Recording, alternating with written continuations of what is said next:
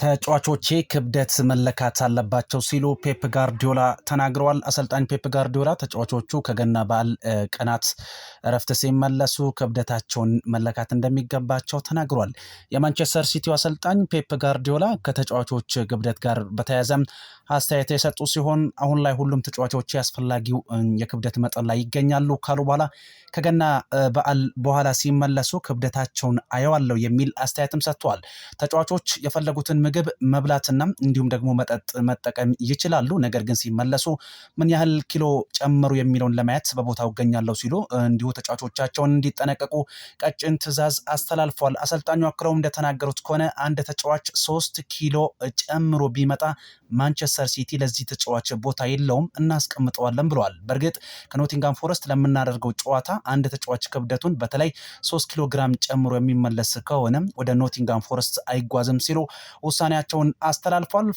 ፔፕ ጋርዲዮላ ከዚህ ቀደም ከክብደት ጋር በተያያዘ እንዲሁም ሀሳባቸውን ሲገልጹ እንደነበር ይታወሳል። 2022 የዓለም ዋንጫ ላይ ካልቪን ፊሊፕስ ክብደት ጨምሮ ሲመለስ ይህንን ጉዳይ በአደባባይ መተቸታቸው ይታወሳል። አሁንም ግን ከገና ማግስት በኋላ አንድም የማንቸስተር ሲቲ ተጫዋች 3 ኪሎ ግራም ጨምሮ የሚመለስ ከሆነ በተቀያሪ ወንበር ላይ ይቀመጣል ሲሉ ቀጭን ትዕዛዛቸውን አስተላልፈዋል። ጃፓናዊው ተጫዋች የዓለምን ትኩረት ስቧል። ጃፓናዊው የ58 ዓመቱ ተጫዋች ካዚዮሺ ሚውራ ለፊኩሺማ ዩናይትድ እግር ኳስ ክለብ ፈርሟል።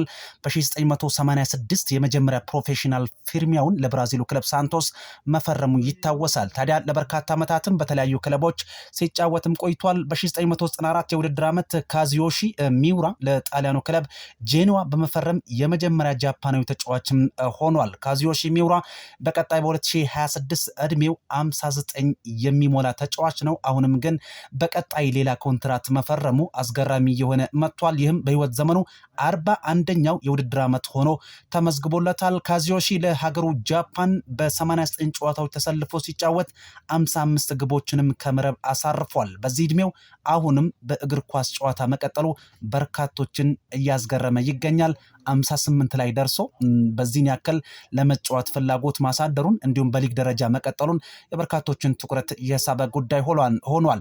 ሩበን አሞሪም በጥር ዝውውር መስኮት ላይ ምን አይነት ተጫዋቾችን ማስፈረም እንዳለባቸውና ውሳኔያቸው ምን እንደሆነ ሀሳብ ሰጥቷል። አሁን ማድረግ የማንችለውን ነገር እንዲሁም ደግሞ በጥር የዝውውር መስኮት ቶሎ ቸኩለን በአስቸኳይ ማድረግ መሞከራችን በራሱ ሌላ ስህተት ለመስራት ይጋብዘናል የሚል ሀሳብም ሰጥቷል። ከብሩኖ ፈርናንዴዝ ጋር በተያያዘም እንዲሁ በርካቶች የተለያዩ ሀሳቦችን እያነሱ ይገኛሉ። በቀጣይ በጃንዋሪ በመሃል ሜዳው በኩል አሰልጣኝ ሩበን አሞሪም ተጫዋቾችን ማስፈረም አለባቸው የሚል ሀሳብ ተነስቷል።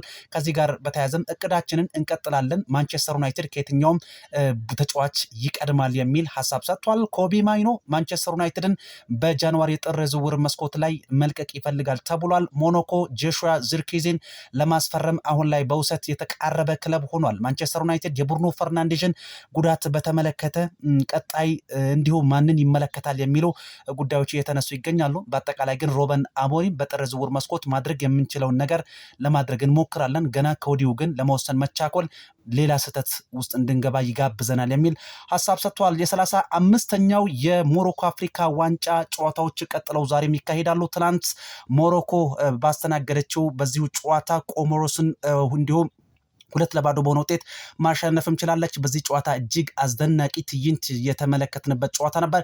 ዛሬም በምድብ 1 እና በምድብ 2 ጨዋታዎች ቀጥለው ይካሄዳሉ። ማሊ ከዛምቢያ 11 ሰዓት ላይ የሚያደርጉት ጨዋታ ይጠበቃል። ደቡብ አፍሪካ ማራካሽ ስቴዲየም ላይ ምሽት 2 ሰዓት ላይ ከአንጎላ ጋር የሚያደርጉት ጨዋታ ይጠበቃል። ምሽት 5 ሰዓት ላይ የመሐመድ ሳላዋ ግብጽ ከዚምባብዌ የሚያደርጉትም ጨዋታ እንዲሁ በአፍሪካ ዋንጫ 35ኛው የሞሮኮ የአፍሪካ ዋንጫ ጨዋታ የሚደረጉ ምድብ ጨዋታዎች ናቸው።